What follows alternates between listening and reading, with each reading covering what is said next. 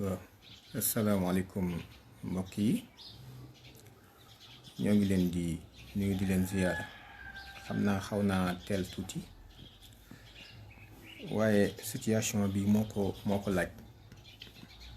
maa ngi leen di nuyu kenn ku ci nekk ci turam ak santam di leen ziyaara. dama gis léegi benn interview boo xam ni Xavier Marie, directeur général bu Limak AIBD suma moo ko def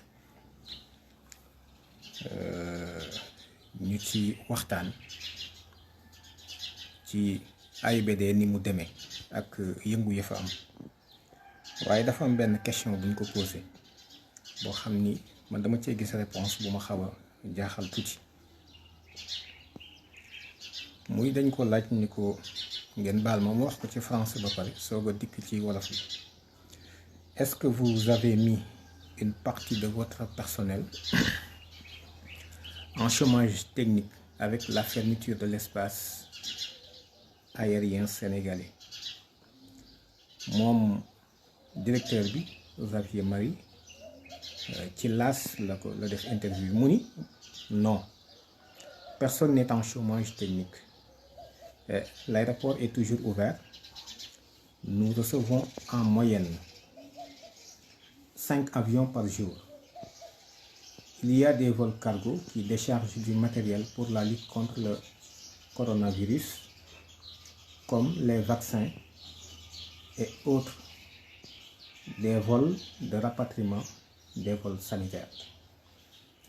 Alors, biñ ko laajee ndax seen personnel daf ci am ñoo xam ne dañ leen a wàññi ñu dem ci chômage technique pour néggandiku ndax amatul luñ fay def, mu ni déedéet, ndax bis bu nekk danañ jot juróomi vol ci boo seetee li gën a digg doomu par bis. am na ay vol cargo yoo xam ni dañuy indi matériel, ay jumtukaay yoo xam ni ci la ñuy xeexee coronavirus bi. te jumtukaay yooyu bokk na ci ay vaccin, ay piqûre ak yeneen i mbir, ay vol yoo xam ni dafay indi ay nit walla dafay delloo ay nit, jël si nit ci réew mi, rapatriement, ak ay vol sanitaire yoo xam ne xëy na seen jàngoro mooy laaj ñu jël si leen walla. waaw léegi nag man li frappé sama attention ci interview bi laas def ak directeur bi mooy vaccin yi mu tudd. tey jii ci àdduna, maanaam suuf si ñu nekkee, amul vaccin contre le coronavirus, amu fi. vaccin contre le coronavirus amul ci kaw suuf, amul. nit ñi ñoo ngi ciy gëstu. d'ailleurs gis ngeen sax polémique bi mu yëkkati woon bi Didier Raoult waxee ni moom am na ci ay pexe ci chloroquine bi. gis ngeen coow lu bari moo ci am. nit ñi ni ko loolu saytoo guñu ko ba xam ci dara. te xam ngeen ni protocole bi ñu teg pour génne vaccin moom moo gën a yàggati. ça va prendre encore beaucoup de temps. nit ñi ñoo ngi ciy gëstu. kon buñ neenu ay vaccin yu jëm ci xeex coronavirus mi ngi wàcc aéroport bu Dakar, dama ni ku tiitul danga xamul la xew. loolu c'est pas vrai. amul benn vaccin bu am contre le coronavirus. alors loolu nag ñu war cee jàppee ni kon le président Macky Sall moom moo dugal vaccin yi ci biir Sénégal, parce que yaakaar naa ni ci état bu organisé lañ nekk. xanaa réew mi amul kenn ku am sañ-sañ jël ay commandé ay cargo def ci ay vaccin ak yeneen yu ni demee dugal ko ci réew mi te président yëgu. loolu moom xalaatuma ni am na. moom ak le ministre de la santé kon ñoom lañu interpellé directement ci vaccin yi ñuy wax ni mu ngi wàcc aéroport te ñëw fii ci Sénégal, te le président Xavier wax ko ci interview bi mu accordé laas ni Xavier Marie. donc loolu mooy benn mbir mi. waaye mbokk yi ma wax leen ni bu mu yem foofu. gis ngeen ni bërki démb yàggul dara Antonio Guterres muy secrétaire général bu Nations Unies ONU xam ngeen def na benn interview ci RFI di ci wax ni ay millions yi nit danañ dee ak ñoo jóg jàppale leen millions yi nit yooyu muy wax muy dee nag man xawma ci ban anam la ñuy deewee ci coronavirus bi xaw ma ko waaye wax na ko ba ay nit ñu bari jóg naqarlu ko ñaawlu ko ba noppi yi tamit am na ñoo xam ne sax tontu nañ ko jël seen xalima bind waaye millions yi nit yooyu muy wax ni dañuy dee lan moo leen di rey ci ban anam la ñuy deewee de toute façon coronavirus boo ko boole woon ak Ebola sax mënuñoo rey millions yi nit yooyu muy prédire ci Afrique mbaaru ci vaccination yi lañ bëgg a jaare beneen bi ci des tamit gis nañ ni am na ay lobby yu impliqué wu di activé wu complètement ci wàllu vaccination ngir wane ni adduna bi actuellement dafa toll ci surpopulation cette surpopulation mondiale nag bi nga xam ni moom la ñuy wax ni ressources yi fi nekk te duñu ay ressources renouvelables nit ñi attatuñ ko ku mel ni Sarkozy moom dégg ngeen ko mu ci activé wu bu rëy Afrique actuellement dañoo bari kon il faut ñu gérer seen problème mu démographie loolu tamit ngeen xam ni Bill Gates gisee na ak président Macky Sall waxtaan ci ak moom ci problème mu yooyu. léegi nag sénégalais yi yaakaar naa ni waxuma la l'heure est grave mais l'heure est plus que grave su fekkente ni dañuy toog mbirum coronavirus bi ñu gis ni am na ay réew yoo xam ni infection généralisée lañu tànn ñoom comme stratégie par exemple Allemagne Singapour Corée du Sud Taïwan yeneen réew yu baree bari ndax xam nañ ni yàlla tëggee doomu aadama su ko jàngoro duggee sur le champ la am ay système immunitaire am dana produire fi nekk nii ay jumtukaay yoo xam ne si dana mën a xeex ak jàngoro jooju ba tax na ñoom xam nañ ni ñi ci war a dee mënta ñàkk am na risque waaye yeneen stratégie yi gis nañ ni ñoom stratégie bu am solo ba démb am na ku ñu invité ci kilifa yi nga xam ni si ñoom ñoo ŋànk mbir mi bi ñu tuddee stratégie boobu rek sur le champ la ko dóor ak loxoom daal ni boobu baaxul ba ca baax ak bu ci baaxul man dugguma sax ci loolu mais l'essentiel mooy ñu xam ni fii ñu toll suñu jonni tey amul benn vaccin bu am contre le coronavirus amul kon suñu waxee ni indi nañ ay vaccin ci Sénégal ci coronavirus bi c'est parce que am na anguille sous roche am na lu ñu leeralul léegi nag bu sénégalais yi toogee ba noppi ñu boole ko ay mesures yoo xam ne jël nañ ko ba le projet la loi d'habilitation bi nga xam ni président mi ngi ko war a yóbbu muy la loi voté guñ ko la loi habilitant le président de la République à prendre par ordonnance des mesures relevant du domaine de la loi pour faire face à la pandémie du Covid-19 mooy loi boo xam ne dañ ko koy jox li nga xam ni yoon moo ko waroon di tëral boo koy def nga jaarale ko ci yoon loola dañ koy teggi président di jël ordonnance doon buur doon bummi alors boo xoolee décret bi nga xam ni si moom mooy indi projet de loi bi dafa ni le président de la République vu la constitution donc c'est le décret 2020 878 ordonnant la présentation à l'Assemblée nationale du projet de loi habilitant le président de la République à prendre par ordonnance des mesures relevant du domaine de la loi pour faire face à la pandémie du Covid-19. Donc le président, vu la Constitution, décrète, article 1, premier, le projet de loi dont le texte est annexé au présent décret sera présenté à l'Assemblée nationale par le garde des Sceaux, ministre de la Justice, qui est chargé d'en exposer les motifs et d'en soutenir la discussion. Article 2. Le garde des Sceaux, ministre de la Justice et le ministre du Travail, du Dialogue social et des relations avec les institutions sont chargés, chacun en ce qui le concerne, de l'exécution du présent décret qui sera publié au journal officiel. Donc fait à Dakar le 26 mars 2020, signé le président Macky Sall. Alors loi bi article 1er bi nga xam ni am na changement bu ci am benn amendement danaa ci ñëw ni ñu ko tëggee woon ak amendement bi ni ñu ko tëggee léegi.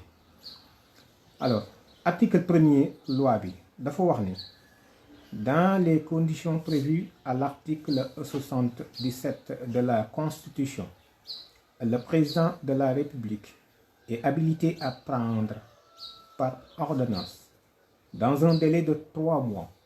à compter de la publication de la présente loi, toute mesure relevant du domaine de la loi, afin de faire face aux besoins d'ordre économique, budgétaire, sécuritaire et sanitaire. Nga gis ni ci article 1er bi dañ koy jox loi d'habilitation bi certes ndax assemblée nationale moom xam nga passoire la rek man dama jàpp ni assemblée nationale amul Sénégal assemblée ba fa am assemblée parti la président bu fi mën a nekk yaa moom assemblée bi fi Senghor nekkee noonu la gis ngeen ni ñu def ba génn fi Mamadou Dia bi fi Abdou Diouf nekkee noonu la bi fi Ablaye Wade nekkee noonu la bi fi Macky Sall nekkee tamit noonu la assemblée bu président lay doon député ya fa nekk tamit exceptionnellement am na ñu ci bokkul certes waaye ay député président la ñuy doon la mu bëgg la ñuy def am na député bu ko mës a wax man député président la loolu mu wax nag da ko wax ñu dégg ko ci làmmiñam waaye li ëpp ci député yi noonu la ñuy demee ba tax na li président bëgg rek day daal di jàll comme benn passoire rek lay doon. léegi waaye dañ ko encadré woon ci texte bu njëkk bi nga xam ne moom le président soumettre ci projet de loi bi donc dañoo wax ni dañ ko jox loi d'habilitation ngir mu mën a jël ay ordonnance ci loo xam ni yoon moo ko waroon a saytu ngir mën a jàkkaarloo ak mbir yi nga xam ni feebar bi agsi ak li mu laaj ci ñeenti fànn muy ci wàllu koom-koom économie budget ci wàllu alal bi alal loo xam ni daf koy laaj ñu soxla xaalis nga xam ni soo bëggoon a tey génne xaalis boobu mën naa am ay procédure walla ci wàllu sécurité lu jëm ci wàllu sécurité ak lu jëm ci wàllu wér-gu-yaram santé ñeent yooyu lañu waxoon. léegi nag amendement bi nga xam ni moo am te mu nekk nii xëy na dama xamul ndax da ngeen ko gisam déet xaw ma ndax leer na donc amendement boo xoolee mi ngi noonu. Je sais pas est-ce que leer na wala leerul alors amendement bi dañuy wax amendement bi article 1er dañuy supprimer d'ordre économique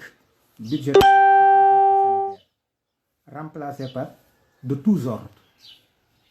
notamment économique budgétaire financière juridique sécuritaire et sanitaire loolu amul lu mu leen wax de tous ordres maanaam président moo doon buur di bummi ci fànn yépp lu ko neex lay def nu ko neex la koy defee. alors kon bu ma récapituler président mi ngi jëm ci 3 mois yoo xam ni moom mooy def lu ko neex ci fànn yépp nag léegi doonatul ci ñeenti fànn yi ñu waxoon rek ci début projet de loi bi doonatul ci ñeenti fànn yooyu rek waaye de tous ordres lay doon maanaam fànn gum mën a doon président daf ci am sañ-sañ. léegi dootuñu ci topp yoon waaye moo cay dogal la mu ca bëgg a dogal muy benn élément. deuxième élément bi léegi dugal nañ ay vaccin ci biir réew mi yoo xam ni dañoo wax ni ay vaccin contre Covid 19 bi la mu deuxième élément te vaccin amul ci kaw suuf si ñu dund xaw ma nag mars mu am fa wala mu am feneen mais ci kaw suuf si ñu am vaccin contre Covid 19 amul. dugal nañ fi lu ñu présenté comme ay vaccin bu ma sukkandikoo ci. directeur AIBD moom li mu wax Xavier Marie muy ñaari élément amendement bi ak lan ak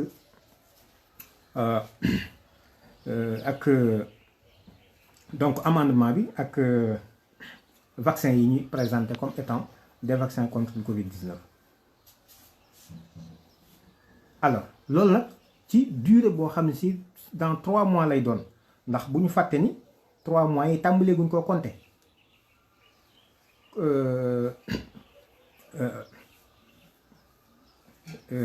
état d'urgence bi moom 12 jours kese la moom la constitution bi wax mais 3 mois yi président di dogal di gouverner par ordonnance tàmbaleegul ndax mënta tàmbali tant que loi bi jàllul ba mu promulguer ko ba ñu génne ko journal officiel jour bu ñu ko publier rek ci la jour boobu ci lay tàmbali di dox dans 3 mois. alors su fekkente ni loolu am na nag te sénégalais yi ba tey ñoo ngi tëdd di nelaw c'est parce que ñun ñoo gasal suñu bopp ay kàmb. live bi mënul gudd damay interpeller rek autorités yi nga xam ni nekk nañu fi bu fekkente ni am nañu bëgg réew mi ba tey nañu xam ni ñoo ngi jëm ci danger bu gën a garaaw téeméeri junni yoon Covid 19 woo coronavirus woo Ebola woo ak yeneen yu mu mën a doon lu ko gën a garaaw mu ngi cay jëm. te dama ko fàtte woon 3e élément bi ñu ci war a dolli mooy li secrétaire général bu Nations Unies wax Antonio Guterres wane ni ay millions nit dañuy dee Afrique. ak Bill comment il s'appelle encore le multimilliardaire là di waxoon aussi ni moom mi ngi intervenir Sénégal te bokk na ci benn bi mooy gestion fi mu nekk nii seen démographie nit ñi ni ñuy juddoo ak ni ñuy jure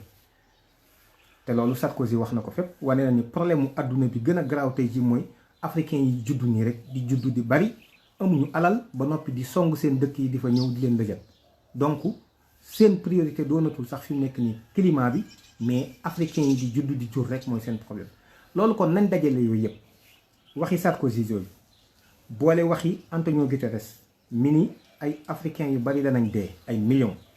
Sarko wax ni problème bi posé wu ci àdduna tey mooy la démographie mondiale te Afrique moo posé problème bi muy ñaari wax. ñetteel bi aussi Bill Gates wane na ni moom dana intervenir fii ci Sénégal ci ñetti fànn te benn bi mi ngi jëm ci problème mu njur gi ak lu ko gérer maanaam lu fexe ba wàññi njur gi muy ñett. ak ku ne xam na ni mu yëngoo ci wàllu vaccination am na procès bu mu amoon Inde actuellement fi mu nekk nii mi ngi wëlbatiku ci Sénégal beneen bi ci des nag ñu daal ñuy présenter ay vaccin yoo xam ne encore une fois amul ci àdduna vaccin contre le coronavirus amul ci àdduna amul léegi ñun nee nañ ñu vaccin yi agsi na Sénégal ñeenteel bi président tàmbalee di jël ay jumtukaay yoo xam ni mooy doon buur mooy doon bummi ba nga xam ni la mu demandé woon sax député yi ni leen may leen ma ko député yi may nañ ko bëgg nañ koo may lu ëpp loolu ndax dugal nañ benn amendement boo xam ni président ci fànn yépp mooy buur di bummi lu ko neex def nu ko neex la koy defee na ko benn waay waxee woon rek président bu ne ma bësal man ñaar yoon lay bës nga xam ni lam leen demandé woon sax ñoo ngi koy jox lu ëpp loola ñeenti fànn lañu wax sañ-sañ muy ci wàllu économie ci wàllu budget ci wàllu sécurité ak ci wàllu santé lu jëm ci wàllu wér-gu-yaram waaye fi nekk nii nee nañ ko nag de tous ordres yaa ciy dogal lu la neex yaa koy dogale nu la neex. alors loolu nag su fekkente ni am na kon may interpeller kilifay réew mi rawatina kilifay diine yi man de damaa jàpp ba fi ma toog nii ni réew mi kilifa diine yi ñoo fi ëpple ak cër ndax ñoom képp kuy sénégalais rek seen sañ njaboot nga ndax bu ñuy wax Sénégal tey ba mu agsi fii kilifa diine yi la ndax seen waajur yi ñoo taxaw réew mi ba mu agsi fii kon tey bu ñu nasaxal réew mi nañu xam ni seen alal lañ nar a nasaxal nañ xam ni seen njaboot lañ war a nasaxal waaye nañu xam ni it ni seen ndono lañ nar a nasaxal loolu yaakaar naa ni nañ ko xam loolu muy beneen bi des le peuple sénégalais aussi nañ xam ni nii ñuy doxalee maanaam bu dakkul suba danañ fi gis loo xam ni moo gën a metti Ebola moo gën a metti pandémie bu mën a am ci kaw suuf moo gën a metti épidémie bu gën a am ci kaw suuf te Sénégal irrémédiablement mi ngi jëm ci fànn boobu mi ngi jëm ci loolu par rapport ak éléments yi nga xam ni si moom laa évoqué kon nag askan wi na jël responsabilité am te xam ni ñoo ngi jëm ci guuta te man waxatuma sax ñoo ngi jëm ci guuta mais àgg nañ ci guuta ndax bañ ñuy wax naan ne ay ñàkk dana ñëw ak yooyu man demoon naa ci bu ñu yónnee vidéo buy wax ci vaccin sax duma ko xool vidéo bi wax ci wàllu vaccination duma ko xool waaye quand on nous dit que les vaccins sont arrivés au Sénégal et ce sont des vaccins contre le Covid-19 mais il y a lieu de s'interroger de quel vaccin ces gens-là parlent Il n'existe pas de vaccin contre le Covid-19 dans le monde. Il n'en existe pas.